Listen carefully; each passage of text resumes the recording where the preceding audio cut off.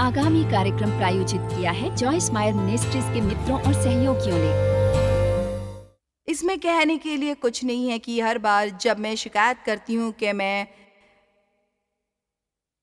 पवित्र आत्मा को अपने जीवन में कुछ करने से रोक रही हूँ जो वो करना चाहता है, और शायद वो वहाँ स्वर्गदूत खड़े हों जो बस सोचते हैं मैं बस चाहता हूँ कि तुम चुप रहो क्योंकि मैं तुम्हारी मदद करने की कोशिश कर रहा हूँ।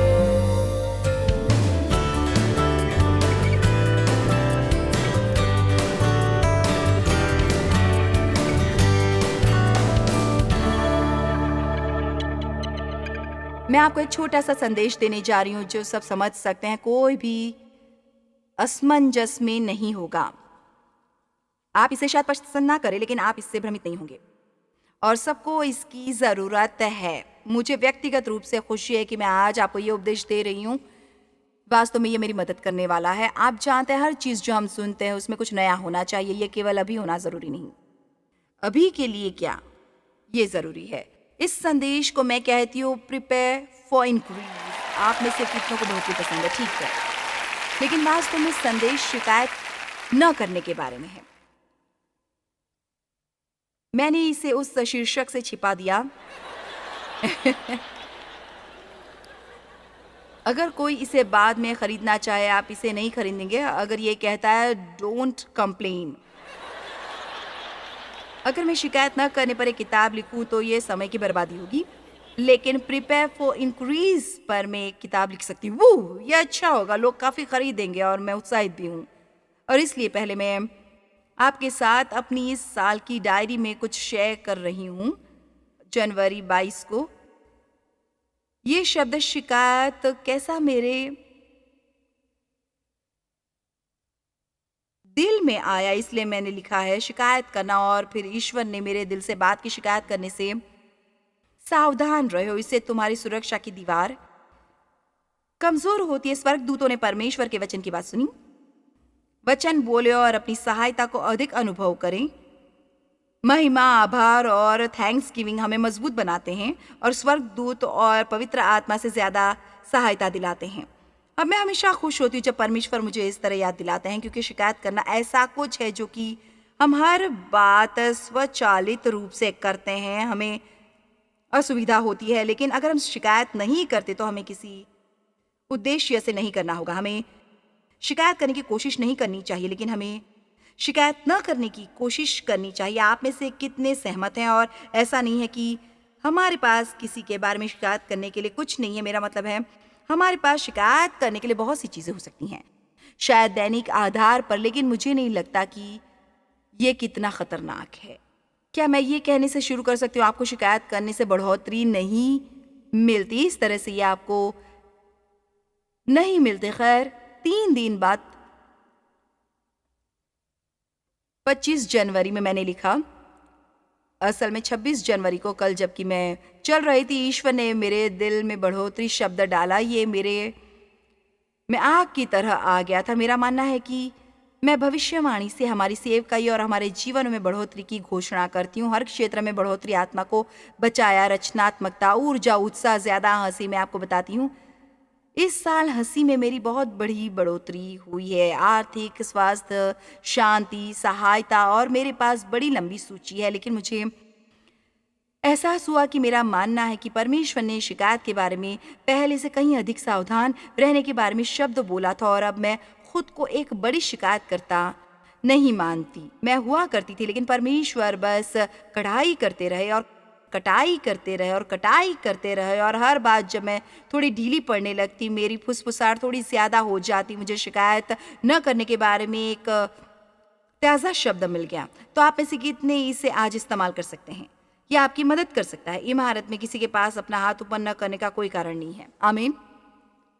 क्योंकि दुनिया में करने के लिए ये सबसे आसान चीज़ है, और इसलिए मुझे एहसास हुआ कि परमेश्वर ने मुझसे शिकायत न करने के बारे में वो शब्द कहा, क्योंकि वो हमें बढ़ोतरी देना चाहते हैं। वास्तव में हम सबको, लेकिन मैं बढ़ोतरी में अपने तरीके से शिकायत नहीं कर रही हूँ। जितनी ज़्यादा आभारी होंगी उतनी ही ज़्यादा बढ़ोतरी परमेश्वर मेरे जीवन में ला सकते हैं। अब भजन संहिता 103:20। ईश्वर, ये वचन के लिए धन्यवाद। हे यहोवा के दूत हो, तुम जो बड़े वीर हो और उसके वचन के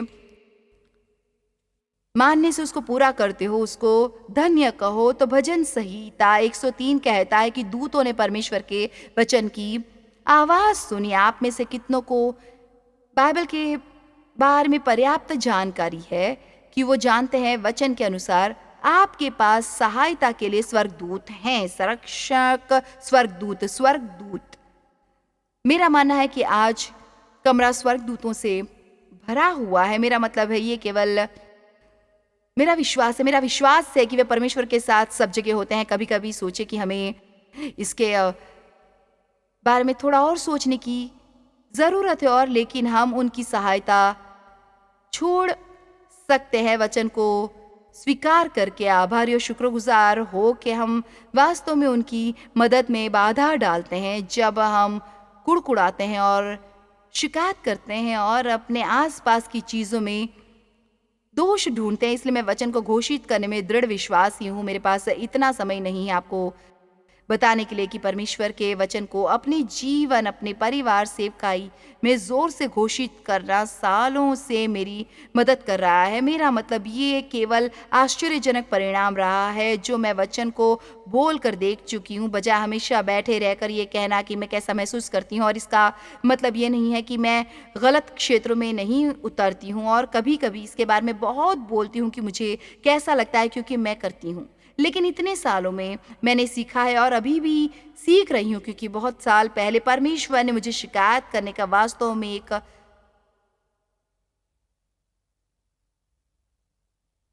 स्वस्थ श्रद्धापूर्वक डर दिया। कुछ चीजें आप उतावली में नहीं कर सकते। ये पाप क्यों होगा? मैं तो केवल बता रहा हूँ मुझे कैसा लगता है। खैर, बाइबल कहती है कि जो कुछ भी विश्वास नहीं है वो पाप है, और हम विश्वास से शिकायत नहीं करते। हम वास्तव में परमेश्वर से ये उम्मीद नहीं कर सकते। अब ये कुछ है जो वर्षों पहले परमेश्वर ने मुझसे कहा, और मैं इसे आपके साथ शेयर करती हूँ। जॉयस, अगर तुम किसी चीज की शिकायत करने जा रही हो तो मेरे पास मत आओ।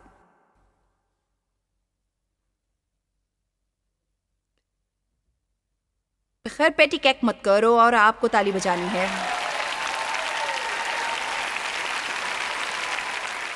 इसके बारे में सोचो, अगर हम किसी चीज के बारे में शिकायत करते जा रहे हैं तो उसके लिए प्रार्थना करने की परेशानी मत लो। फिलिपियो 4:6, किसी भी बात की चिंता मत करो, परंतु हर एक बात में तुम्हारे निवेदन, प्रार्थना और विनती के द्वारा धन्यवाद के साथ परमेश्वर के सम्मुख उपस्थित किए जाए। धन्यवाद के साथ अपनी जरूरतें निरंतर परमेश्वर को बताते रहें। ये नहीं कहता शिकायत के साथ, धन्यवाद के साथ। 1 थिस्सलुनीकियों 5:16 से 19, सदा आनंदित रहो अपने विश्वास में और आनंद मनाओ, और निरंतर अपने दिल में खुश रहो, निरंतर प्रार्थना में लगे रहो, हर बात में धन्यवाद करो, चाहे कैसी भी परिस्थिति हो। आभारी रहो और धन्यवाद दो, क्योंकि तुम्हारे लिए मसीह यीशु में परमेश्वर की यही इच्छा है। परमेश्वर की यही इच्छा है। परमेश्वर की यही इच्छा है, क्योंकि तुम्हारे लिए जो मसीह यीशु में है। आप जानते, मेरा विश्वास है कि परमेश्वर ने मुझे बहुत समय पहले ये दिखाया था कि बहुत से लोग ऐसे हैं जो जानना चाहते हैं परमेश्वर की इच्छा मेरे जीवन के लिए क्या है। परमेश्वर की इच्छा मेरे जीवन के लिए क्या है? मैं नहीं जानता परमेश्वर मुझसे क्या चाहते हैं, परमेश्वर की इच्छा मेरे जीवन के लिए क्या है। लेकिन अगर हम केवल उन चीज़ों से जिन्हें हम जानते हैं शुरू करें, जैसे आभारी रहो सब चीज़ों के लिए, तब ये एक तरह से परमेश्वर के लिए द्वार खोलता है शेष चीज़ों को हम पर प्रकट करने के लिए उसके समय और उसके तरीके से। आप जानते हैं, जब किसी परिस्थिति में आप नहीं जानते कि क्या करें, वही करते हैं जो आप करना जानते हैं। जो है परिस्थिति में सब चीज़ों के लिए आभारी रहो और उनमें कुछ सकारात्मक ढूंढने की कोशिश करो और उससे बोलो, आत्मा को न बुझाओ। वचन 19 कहता है, आत्मा को न बुझाओ। वे बस अचानक एक बुरे नए विषय पर नहीं गए हैं। वो कह रहे हैं हर बात में धन्यवाद करो, क्योंकि तुम्हारे लिए मसीह यीशु में परमेश्वर की यही इच्छा है। आत्मा को न बुझाओ। और आप जानते हैं आत्मा को बुझाने का क्या मतलब है? रोको, दबाओ या वश में करो। इसलिए मुझे नहीं लगता मैं इसे खींचूंगी ये कहने के लिए कि हर बार जब मैं विश्वास करती हूँ, मैं पवित्र आत्मा को अपने जीवन में कुछ करने से रोक रही हूँ जो वो करना चाहता है, और शायद वहाँ स्वर्गदूत खड़े हैं जो बस सोचते रहे हैं। मैं बस चाहता हूँ कि वो चुप रहे, क्योंकि मैं तुम्हारी मदद करने की कोशिश कर रहा हूँ। तुम चुप रहो। आमीन।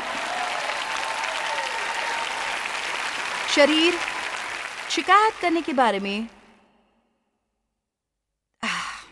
दिलचस्प है, क्योंकि मुझे नहीं पता अगर आपने कभी नोटिस किया है, लेकिन जब आप अपने आप में होते हैं, पूरी तरह से अपने आप में, आप शिकायत नहीं करते। और इसका कारण है कि कोई हमारे बारे में दुख महसूस करे और ये हमारी मदद नहीं करता। मेरे पास ये सभी मुद्दे हैं, और मेरी सबसे बड़ी समस्या थी, मैं हर समय अपने लिए दुखी महसूस करती थी, क्योंकि बचपन में मेरे साथ दुर्व्यवहार हुआ था। इसलिए मैं अपने लिए दुखी महसूस करती थी। मैं अपने लिए दुखी महसूस करती थी क्योंकि मुझे कॉलेज जाने का मौका नहीं मिला। मैं अपने दुखी महसूस करती थी क्योंकि मेरा मेटाबॉलिज्म धीमा था। मुझे लगता था मेरा मतलब अरबों कारण थे नाराज होने के लिए। आमीन।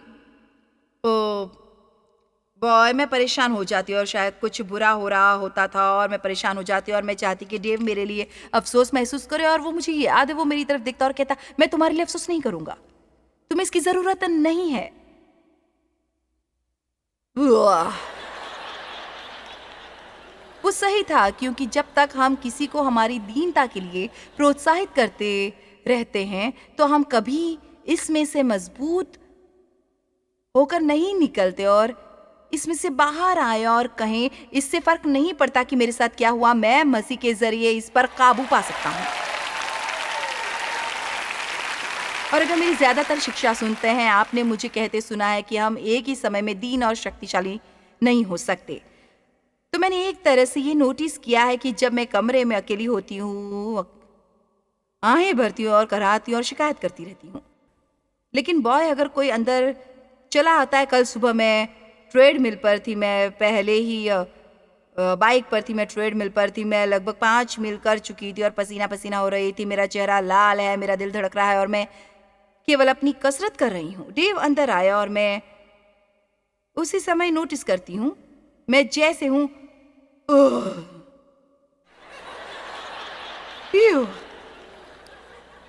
बॉय। और परमेश्वर ने मुझे एहसास दिलाया, अब सुनो, तुम सिर्फ अपने शरीर के लिए कुछ ध्यान देने की कोशिश कर रही हो, सिर्फ कोशिश कर रही हो कि कोई कहे, ओ आप कितनी शानदार हो।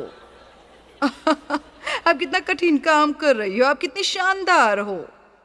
आप आते हैं और आप ध्यान देते हैं, आप नोटिस करेंगे कि जब आप कमरे में अपने आप में होते हैं, आप शिकायत नहीं करते हैं, लेकिन जब कोई आ जाता है, आप फिलिपियों 2:14 और 15, मुझे ये वचन बहुत अच्छे लगते हैं, बहुत ही अच्छे लगते हैं। सब काम बिना कुड़कुड़ाहट किए करो। हाँ, सब काम, हाँ, इनमें तुम्हारे काम भी शामिल हैं। क्या आप बिना कुड़कुड़ाए अपना घर साफ कर सकते हैं?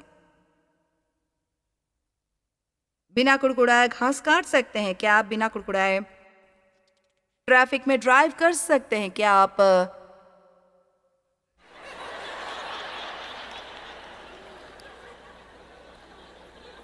ग्रोसरी स्टोर जा सकते हैं बिना ज्यादा कीमतों के बारे में कुड़कुड़ाए? आराम करने लायक बहुत शांत है। अब आपने देखा, शिकायत करने पर एक किताब क्यों नहीं लिखी। लेकिन आज सुबह हम शिकायत करने के बारे में बात नहीं कर रहे हैं, हम बढ़ोतरी के लिए तैयार होने के बारे में बात कर रहे हैं। अब इसलिए हम इसके बारे में रोमांचित है, अब बढ़ोतरी के लिए तैयार है। अब मैं आपसे ये नहीं कह रही हूँ कि आप शिकायत नहीं कर सकते, ये हमारे लिए बिल्कुल अच्छा नहीं होगा। तो ये खुद की मदद के लिए, पर्याप्त स्मार्ट होने के बारे में वहां पहुंचने के लिए जहां हम चाहते हैं, क्योंकि आप जानते हैं कि शिकायत शब्द का मतलब क्या है। शिकायत शब्द की परिभाषा एक हिस्से का मतलब है बने रहना। मैं वहां पीछे के लोगों से बात करती हूँ। क्या आपको नफरत नहीं होती जब आप पीछे होते हो और आपको नजरअंदाज किया जाता है? मुझे तो ऐसा होता था। आमीन। बने रहना, रात भर रुकना, एक परिभाषा कहती है, आप जानते हैं, इजराइलियों ने शिकायत की और 40 साल तक रेगिस्तान में भटकते रहे। यीशु ने सलीब पर परमेश्वर की स्तुति की और वो मुर्दों में से उठाए गए।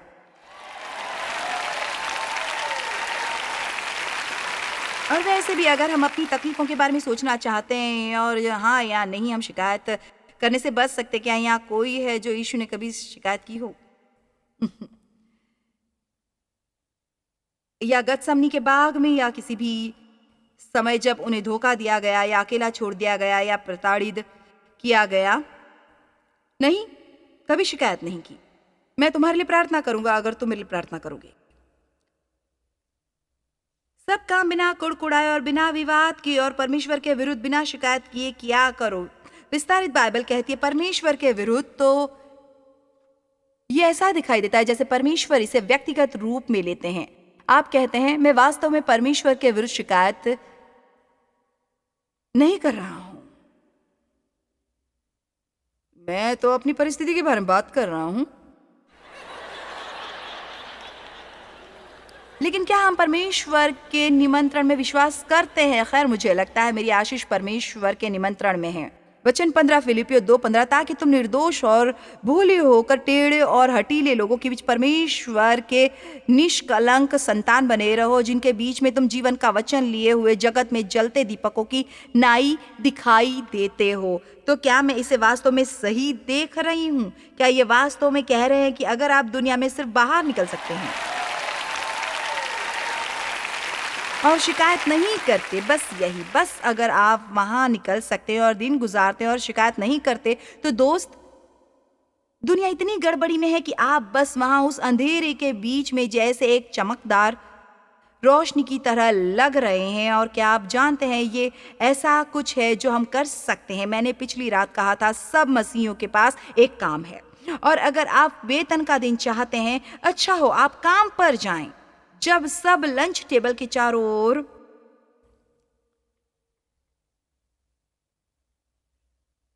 बैठते हैं और अपने अपने काम के बारे में और अपने अपने बॉस और अपने वेतन और परिस्थितियों के बारे में शिकायत करते हैं, आप वहां बैठ के परमेश्वर का प्रतिनिधित्व कर सकते हैं बिना किसी उपदेश का प्रचार किए, केवल वहां बैठकर उनमें शामिल हुए बिना, और कहें खैर आप जानते हैं शायद यहाँ चीजें ठीक ना हो, लेकिन मैं खुश हूं, मेरे पास काम है। बहुत से लोगों के पास इतना भी नहीं है। आमीन। आप वहां का वातावरण बदलने के लिए बहुत अधिक धार्मिक हुए बिना कुछ बातें कह सकते हैं जो कभी कभी लोगों को नाराज कर देती हैं। इसलिए मैं कहना चाहती हूँ कि दुनिया के साथ मिलो मत, अलग से दिखाई दो। लोगों को सोचने दो कि आप अलग क्यों हैं। उन्हें हैरान करें कि आप खुश क्यों हैं। आप हर उस चीज के लिए शिकायत क्यों नहीं करते जो हो रही है। आप हर उस चीज से जो आपके जीवन में हो रही है डरते क्यों नहीं। उन बच्चों के बारे में शिकायत न करें जिन्हें आपने परमेश्वर से प्रार्थना से मांगा है।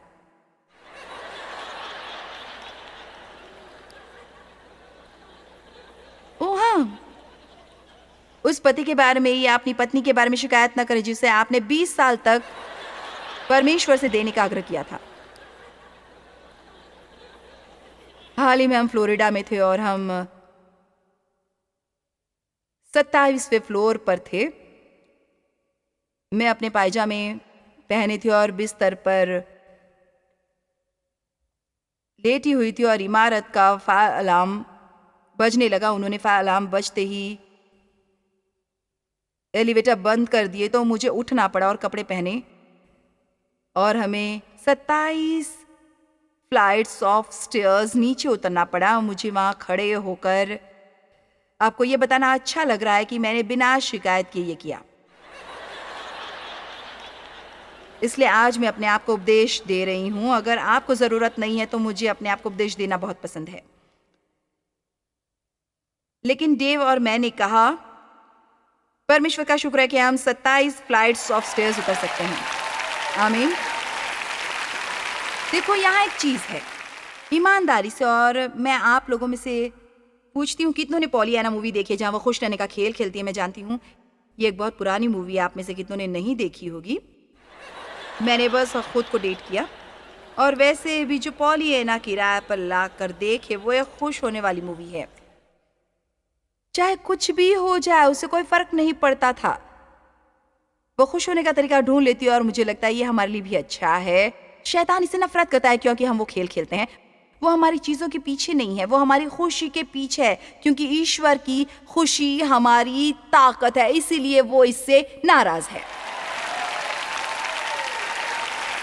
और आपको ये याद है, मैंने एकदम शुरुआत में यहाँ कहा था, मुझे लगता है हमें ज़रूरत है वापस जाकर एक बार देखने की। मैं शर्त लगाती हूँ आप लोगों को ये पसंद आएगा। मैं उन चीज़ों को कड़े ताले में बंद रखती हूँ। मैं नहीं चाहती हर एक कोई मेरी चीज़ों को देखे।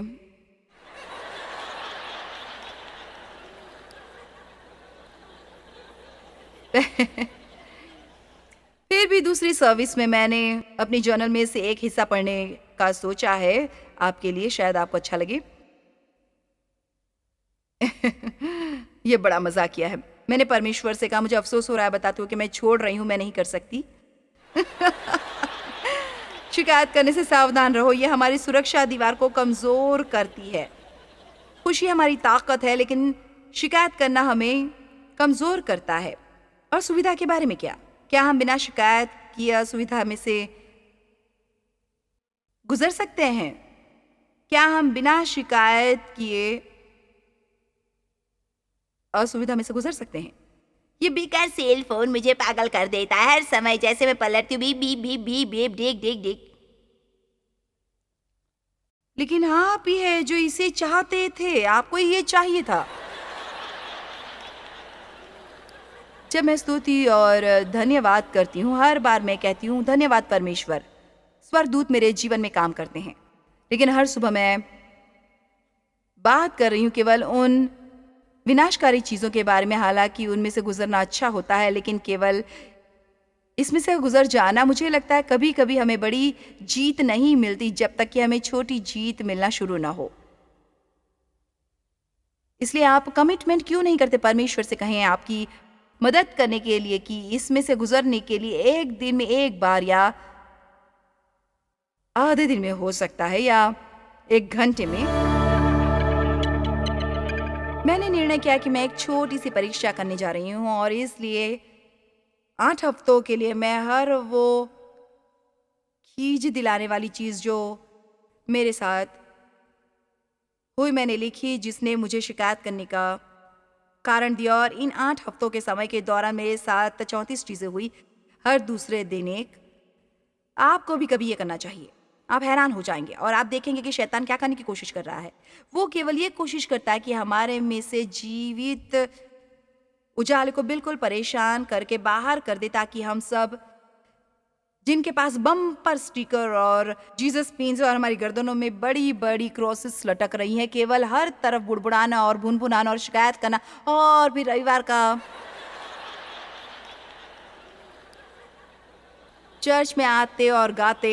मुझे अफसोस है लंबे समय से यहाँ हूँ, और मैं सिर्फ, अगर हम बाहर नहीं जा रहे हैं और इसे जीते नहीं हैं, तो यहाँ आने और गाने का क्या मतलब है? आमीन। तो ये रही 34 चीजें। नंबर 1, मैंने अपनी पीठ को जिम में जख्म कर लिया। मेरे ड्यूपिटी-फायर में से पानी लीक हो रहा था। मेरा एक नाखून टूट गया जो काफी दुखद था। उंगली पर बदी बैंडेड के साथ आप यहाँ नहीं आना चाहेंगे। मैंने अपनी कलाई मोड़ ली। मेरा कुछ सामान प्लेन में छूट गया। मेरी माँ के गुजरने से पहले नर्सिंग होम से उनके बारे में फ़ोन आया, और इसलिए आपको कभी पता नहीं होता जब आप बुजुर्ग लोगों की देखभाल कर रहे होते हैं कब उनको समस्या हो सकती है, और ये शायद ही कभी सुविधाजनक न हो। और जब ये भी हो, आप जो कुछ भी कर रहे हो उसे बंद करके और इसका ख्याल रखना होता है। तो मैंने आप में से कुछ को सुना ये कहते हुए, तो उन्होंने 2 बार मेरी माँ के बारे में फ़ोन किया। मेरी पीठ में अभी भी तकलीफ है। अब मैंने अपनी बाह को चोट पहुंचा ली है। तो इस पॉइंट पर मेरी पीठ में दर्द है, बाह में दर्द है, कलाई में दर्द है। नर्सिंग होम से फिर से मेरी माँ के बारे में फ़ोन आया। मैंने सफ़ेद काउच पर लाल विटामिन ड्रिंक गिरा दी। काफ़ी बुरा हुआ ये तो। देव ने गोल्फ कोर्स में एक खिड़की को गोल्फ की गेंद से हिट किया।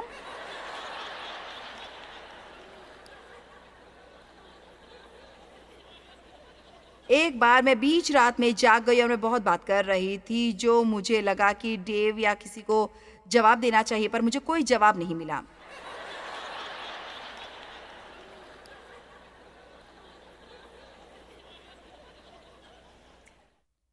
कुछ पैसे खर्च कर दिए जिन्हें खर्च करना मेरी योजना में नहीं था काउच बदलने के लिए। मेरे पाँव का अंगूठा अंडरवेयर में अटक गया था।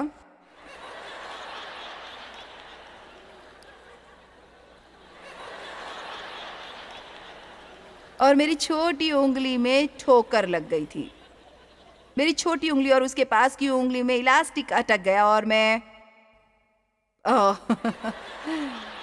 खुदक रही हूँ और चारों तरफ एक टांग पर कूद रही हूँ और मैं उन्हें खींचना चाह रही हूँ और मैंने अपनी उंगली नहीं तोड़ी, लेकिन मैं आपको बता दूँ ये काफ़ी बुरा था, नीली पड़ गई थी। असल में आखिर में टेंडन्स में ये एक खींच गया था। मुझे अपनी बहुत ही आज़ाद 86 साल की आंट को बताना पड़ा, जिनकी देखभाल की जिम्मेदारी मेरी है, कि अब वो ड्राइव नहीं कर सकती। यह आपके लिए कोई मजाक नहीं है जब तक कि आप एक बुजुर्ग व्यक्ति को ये नहीं बताते कि आप उनकी कार की चाबियां ले रहे हैं। मुझे अपनी माँ का टीवी बदलना पड़ा ताकि उनके पास टीवी सुनने लायक का टीवी नहीं था और वो काफ़ी ऊब चुकी थी। ठीक है, एक दिन जब मैं एक दूसरे शहर गई थी मसाज के लिए, और जब आप स्पा जाते हैं वे आपको छोटी लॉकर देते हैं और आप अपने कपड़े बदल के लॉकर में रखते हैं और आप अच्छा प्यारा छोटा सा रॉब पहनते हैं। तो मैंने मसाज ली और वापस अपनी लॉकर जाकर अपने कपड़े लिए और रूम में गई। मैंने अपना टॉप पहना, अलग चीज़ें थी और पैंट नहीं थी। मैं सोच रही हूँ क्या किसी ने मेरी लॉकर से पैंट चुरा ली, क्योंकि वो जानते थे कि वो मेरी है। मैंने सोचा खैर मैंने तो लॉकर में रखी थी। मैं वापस लॉकर गई, कोई पैंट नहीं। मैंने पूरे कमरे में देखा, कोई पैंट नहीं। ठीक है, मैं सोच रही हूँ मैं घर कैसे जाऊंगी। मैंने वापस वो रॉब पहन लिया। मैं ऊपर होटल के डेस्क पर गई और आप जानते हो, और ऐसी जगह ज़्यादा नहीं है जहाँ लोग जानते ना हो कि मैं कौन हूँ। ये ऐसा नहीं है, आप जानते मैं सिर्फ चुपके से ये कर सकती हूँ। तो मैं आंशिक रूप से कपड़े पहने ऊपर गई। उस महिला ने कहा मैं आपकी मदद कर सकती हूँ। मैंने कहा मेरी पैंट खो गई है। अब देखो ये ऐसा है,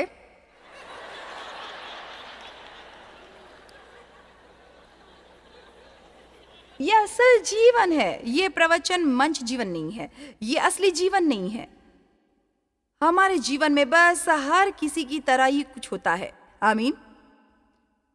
और इसलिए उन्होंने कहा आपकी पैंट खो गई है, और मैंने कहा वो मैंने लॉकर में रखी थी। खैर तो अब नीचे जाते हैं, मेरे साथ आती है, हम ढूंढ रहे हैं।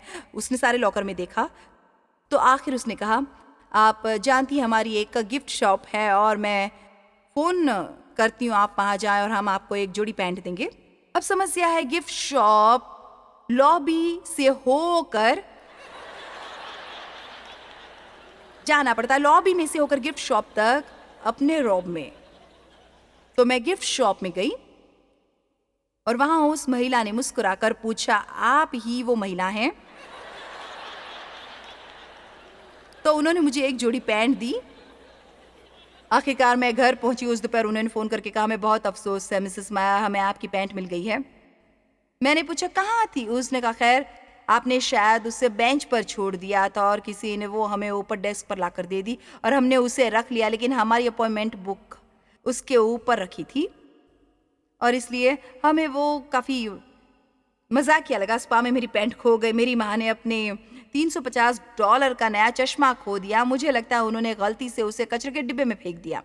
हमारा पानी 24 घंटे बंद था। मेरी आंट की आंखों में कुछ तकलीफ थी, हमें डॉक्टर के पास ले जाना पड़ा और वो चल नहीं सकती और वो बहुत वजनदार है, तो उन्हें डॉक्टर तक ले जाना आसान काम नहीं है।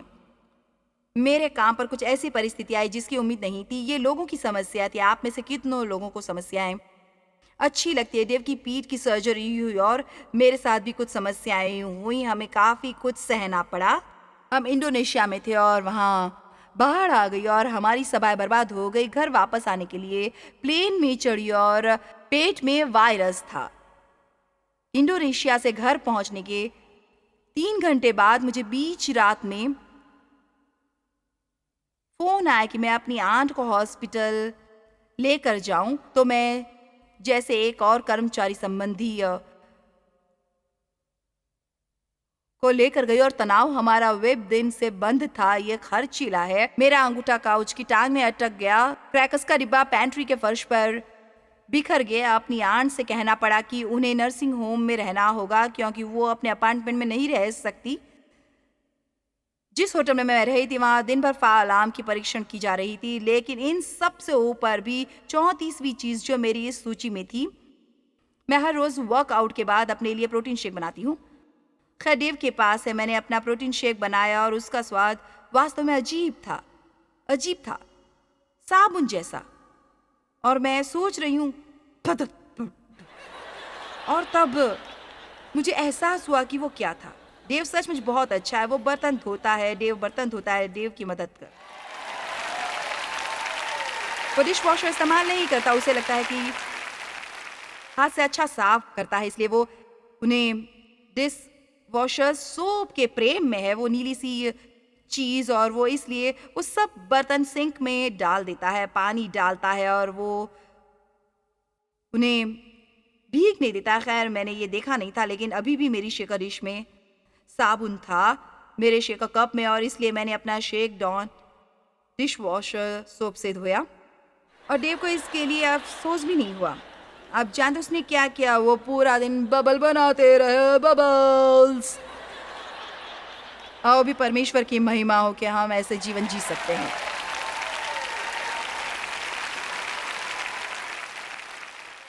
तो यहाँ रही चीजें।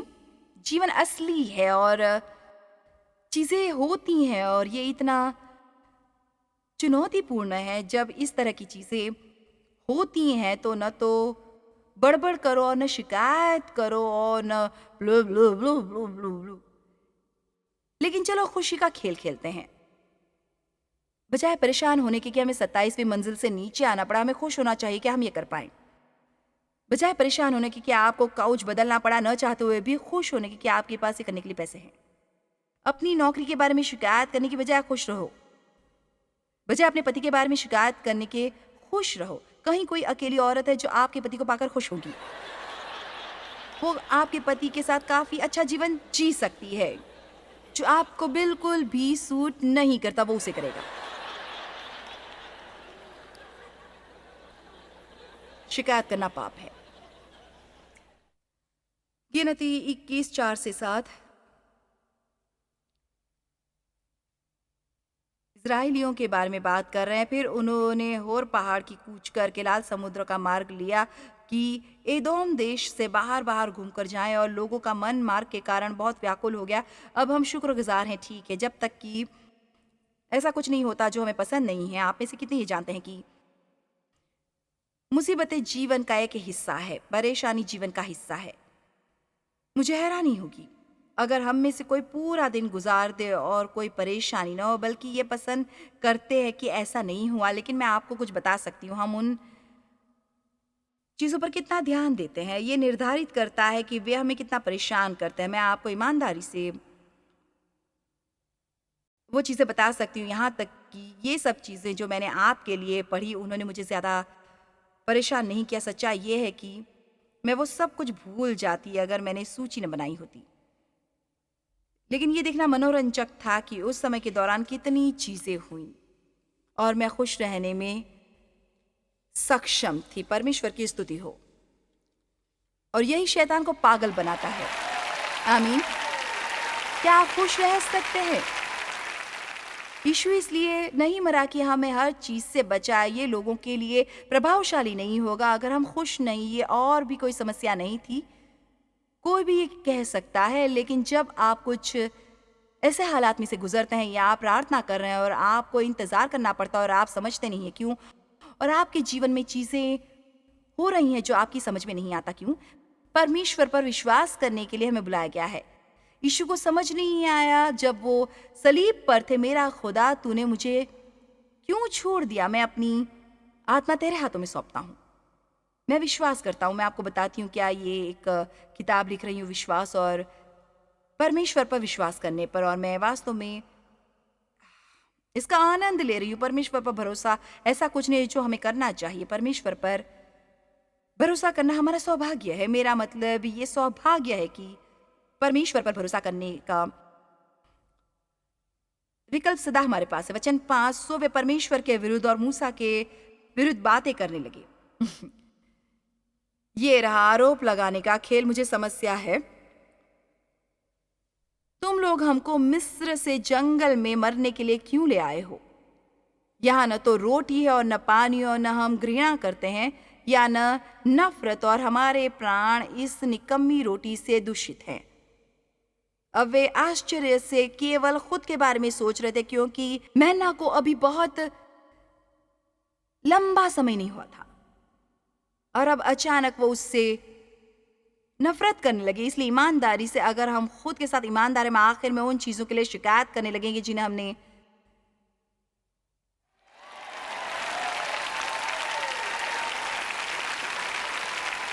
परमेश्वर से देने का आग्रह किया था। तो यहोवा ने उन लोगों में तेज विष वाले सांप भेजे। शिकायत समस्याओं के लिए द्वार खोलती है। तो यहोवा ने उन लोगों में तेज विष वाले सांप भेजे जो उनको डसने लगे, और बहुत से इजरायली मर गए। वास्तव में 23,000 लोग एक दिन में मर गए। तब लोग मूसा के पास गए, मुझे ये अच्छा लगता है, और कहा, हमने पाप किया है। हमारे जीवन में जो सब होना था, इससे पहले कि हमें एहसास हो कि परमेश्वर को हमारा बुड़बुड़ाना और शिकायत करना और स्वयं पर आत्मदया और सब बकवास बिल्कुल पसंद नहीं है। वो चाहते हैं कि हम उन पर विश्वास करें और उनका शुक्र करें और उनकी स्तुति करें। मुझे रोमियो अध्याय 8 पसंद है, जहां वो कहता है, हम वध होने वाली भेड़ों की नाई बिना गए हैं, परंतु इन सब बातों में हम उसके द्वारा जिसने हमसे प्रेम किया उस मसीह में जयवंत से भी बढ़कर हैं, एक विजेता से भी बढ़कर। उसका मतलब है कि आप जानते हैं कि आप विजयी होंगे इससे पहले कि समस्या शुरू हो।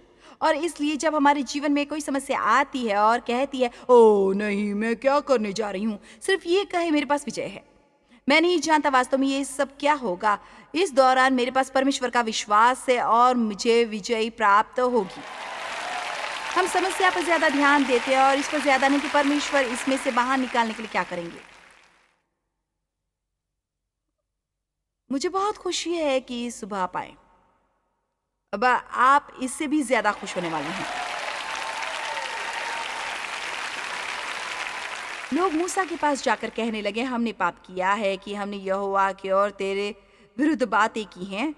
यहोवा से प्रार्थना कर कि वो सांपों को हमसे दूर रखे। तब मूसा ने उनके लिए प्रार्थना की, और बेशक परमेश्वर बहुत अच्छे हैं, वो लोगों को बचाते। इजरायलियों ने शिकायत की और उनमें से कई मर गए। लेकिन नए नियम में बाइबल कहती है 1 कुरिन्थियों 10:8-11 में ये पूरी कहानी फिर से दोहराई गई है, और वो कहता है कि हमारे लिए ये एक उदाहरण की तरह है ताकि हम उनके पद चिन्हों पर न चले। मुझे ये अच्छा लगता है। तो हम इसे केवल पुराने नियम की एक कहानी के रूप में न ले। बेचारे इजरायली कितने बेवकूफ थे। नहीं, उसने कहा, मैंने इसे यहाँ केवल तुम्हारे लिए एक उदाहरण के लिए रखी है। तो हम इसे फिर से दोहराएंगे। वचन 8, 1 कुरिन्थियों अध्याय 10, और न हम व्यभिचार करें जैसा उनमें से कितनों ने किया, और एक दिन में 23,000 मर गए। अब यहाँ वो इसे व्यभिचार का नाम दे रहा है, और केवल एक दिन में 23,000 मर गए। अब मैं ये नहीं कह रही कि अगर आप शिकायत करते हैं तो आप गिर के मरने वाले हैं, ये नहीं है। ये संदेश का मुद्दा बिल्कुल नहीं है। लेकिन फिर भी मैं चाहती हूँ कि हम सब में शिकायत के खतरों के बारे में एक स्वस्थ और श्रद्धापूर्ण डर होना चाहिए। आप में से कितने सहमत है कि शिकायत करना एक बड़ी तादाद में लोगों के साथ एक बहुत बड़ी समस्या है? मेरा मतलब है ये आश्चर्यजनक है। अगर लोग, कुछ लोग, सब लोग नहीं, लेकिन कुछ लोग आज चर्च में आ जा सकते हैं बिना शिकायत के। खैर, संगीत बहुत जोर से था, उसने बहुत लंबा उपदेश दिया और रोशनी बहुत तेज थी, और आप जानते हैं मुझे वो जगह नहीं मिली जो मुझे चाहिए थी, और मुझे बहुत दूर पार्क करना पड़ा। बस आप पल भर के लिए उस पर सोचिए।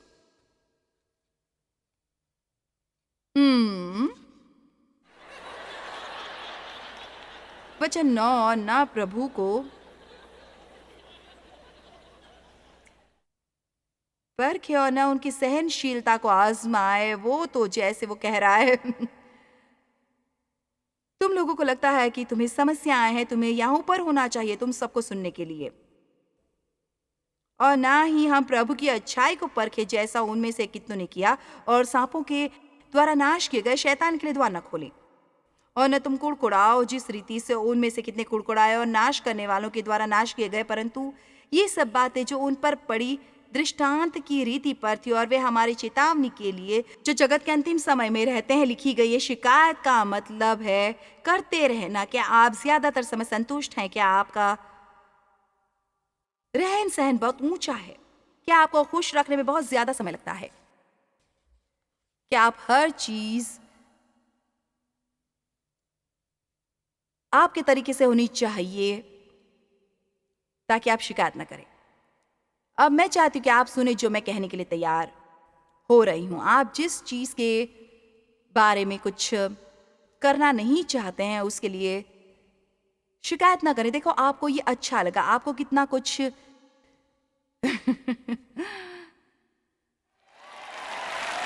करना पड़ता है इसके बारे में।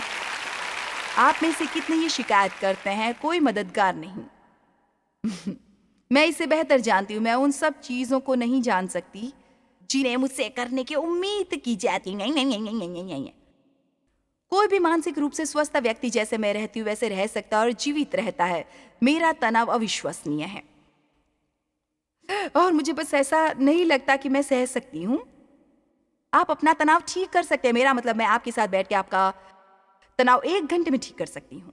आपको ये एहसास दिलाने में मदद करता है कि आप जितना कर रहे हैं उसका कुछ अच्छा फल होगा, और आप इतना कुछ कर रहे हैं क्योंकि आप किसी को खुश करने की कोशिश कर रहे हैं जिसका वास्तव में आपकी खुशी से जरा भी लेना देना नहीं। बिना देखे शिकायत ना करें। निम्मया को अपनी टूटी दीवारों के बारे में शिकायत हुई और उससे एक दृष्टि और उन्हें ठीक करने की योजना मिली। अपने गंदे घर के बारे में शिकायत न करें, उसे साफ करें। मार्टिन लूथर किंग को जातिवाद के बारे में शिकायत थी और उसे खत्म करने के लिए उसके पास विजन था। आइए भी शिकायत न करें। हबक्कुक 2:1 और 2। ओ मैं जानता हूं ईश्वर के साथ इस तरीके से तेज चिल्ला के स्पष्ट बात मैंने की है। मैं अपने पहरे पर खड़ा रहूंगा और गुम्म पर चढ़कर ठहरा रहूंगा और ताकता रहूंगा कि मुझसे वो क्या कहेगा और मैं अपने दिए हुए अल्हाने के विषय में क्या उत्तर दूं। यहोवा ने मुझसे कहा, दर्शन की बात लिख दे, वरन पटियाओं पर साफ साफ लिख दे कि दौड़ते हुए भी वे सहज पढ़ी जाए। अगर आपको अपने जीवन में कोई शिकायत है अपने पैसों के बारे में तो अपने विजन को लिख लें। वो दिन भी आएगा जब मैं अपने कर्ज से पूरी तरह बाहर आ जाऊंगा। आप ये चीजें लिख लें, आप उन्हें दीवार पर चिपका दें। किसी दिन, मेरा मतलब है किसी जगह पे, और हर रोज 3-4 बार आप अपनी सूची लें और कहें, परमेश्वर मेरे साथ है, मैं देता हूं तो मुझे भी दिया जाएगा। पूरा नाप दबा दबा कर और हिला हिला कर और उभरता हुआ मैं कर्ज के बोझ के तले नहीं रहूंगा। आमीन। खैर, मैं वास्तव में प्रार्थना करती हूँ कि आपने आज की शिक्षा का आनंद लिया, और मैं आपको एक बहुत ही आसान निर्देश देने वाली हूँ, इसलिए सुनिश्चित करें कि आप ध्यान से सुने। हमारे जीवन में बढ़ोतरी या पदोन्नति के लिए तैयारी करने के तरीकों में से एक है कि हम जहाँ है वहाँ के लिए धन्यवाद दें। उन सब के लिए आभारी होना न भूलें जो परमेश्वर पहले ही आपके जीवन में कर रहे हैं। जब आप शुक्रगुजार होते हैं तो उससे खुशी का माहौल बनता है और खुशी से आप में मजबूती आती है। बहुत सावधान रहें कि आप शिकायत करने में न पड़ें, क्योंकि अगर आप करते हैं या आपको तनावग्रस्त रखेगा और आपको वहीं रखेगा जहां आप हैं। और मुझे भी कभी कभी इस सलाह की ज़रूरत होती है। मैं खुद को शिकायत करते बड़बड़ाते हुए पाती हूँ, और कभी डेव और मैं एक दूसरे को याद दिलाते हैं, नहीं तुम जानती हो तुम्हें शिकायत करने की ज़रूरत नहीं है, शिकायत मत करो। और मैं हर रोज़ बहुत ज़्यादा प्रार्थना करती हूँ कि परमेश्वर मेरी शिकायत न करने के लिए मदद करें, क्योंकि हम सब आशीषित हैं।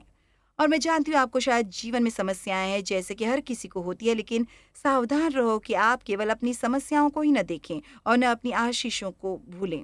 अब आज हम आपको कुछ ऐसा भेंट कर रहे हैं जो मुझे विश्वास है कि आपके लिए वास्तव में अच्छा होगा। आप में से कई, मुझे यकीन है कि आपके जीवन में बहुत तनाव है और आप तनाव और थकान महसूस करते हो और आप बोझ महसूस करते हो और आप जानते नहीं कि इन सब चीज़ों से कैसे निपटा जाए, उन्हें आप कैसे सँभालें। हम आपकी सराहना करते हैं आज हमारे साथ बने रहने के लिए। मैं आपकी आभारी हूँ कि आप परमेश्वर के वचन से प्रेम करते हैं। अब बाहर जाओ और जो आपने आज सुना है उसे अपने जीवन में काम में लाओ। परमेश्वर आपको आशीष दे। जॉयस मायर मिनिस्ट्रीज में आप हमारे लिए बहुत ही कीमती हैं, जितना कि आप जानते हैं। हम आपकी सराहना करते हैं और इस सेविकाई को दुनिया भर में संभव बनाने के लिए हम अपने दोस्तों और सहभागियों को धन्यवाद देते हैं। हम साथ मिलकर भूखों को खाना खिलाते हैं, गरीबों को कपड़े देते हैं और कई देशों में सुसमाचार बांटते हैं। अपना प्रार्थना निवेदन भेजने के लिए कृपया आज ही संपर्क कीजिए। हमारे स्रोतों के बारे में और भी जानिए। जॉयस की सभाओं की सूची देखिए हमारे साथ सहभागी बनने के लिए, क्योंकि हम दुनिया भर में मसीह के प्रेम को बांटते हैं।